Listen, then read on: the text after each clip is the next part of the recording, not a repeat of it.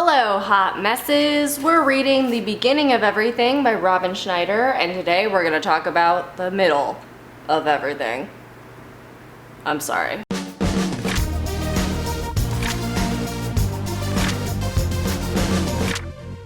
This is where we are. I told you last week to read chapters 4 through 14, and I am into those. Okay, a few notes. First, did anyone in any way suspect that there was not going to be some kind of love thing with Cassidy? The second she is described as having cascading hair, her first introduction, I was like, we're doomed. If it's cascading, then we're in this thing. I'm a little bit worried that Cassidy is going to fall into the manic pixie dream girl trope, and if you don't know what that is, it's a character in movies and books that doesn't exist in real life, and it's a girl who her entire purpose is to get the main guy character out of his funk or out of his depression or to show him how beautiful the world is. But she's also complicated, but in kind of like a sexy, manageable way, and I'm hoping it's gonna be a little bit better than that. I think it is, since we're obviously getting hints that there's something weird about her home life and that she obviously has some kind of issue that other people have noticed.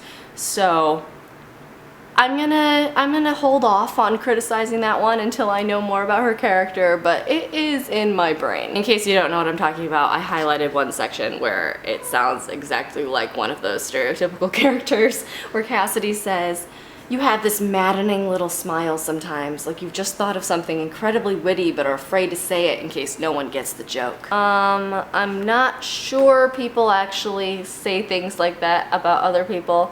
This is a book, it's not real life, so that's okay, but you know what I mean? But she is not an unlikable character because a few sentences later she gives us this gem. Actually, I don't know which is worse, when people laugh at things that aren't funny or when they don't laugh at things that are.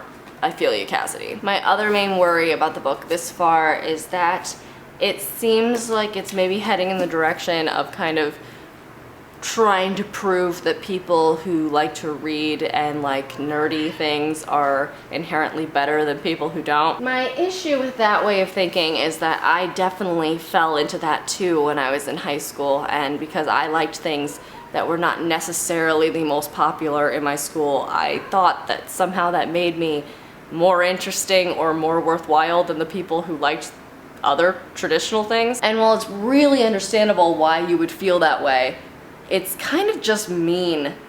It's just kind of mean. Thinking that the thing that you're good at and the thing that makes you happy makes you a better person than the thing that other people are good at and makes them happy is, yeah, it's mean. And I certainly did that as a teenager. So if Ezra does that, I'm not gonna blame him, and also I'm not gonna say that this book isn't gonna be relatable to other people who feel that way.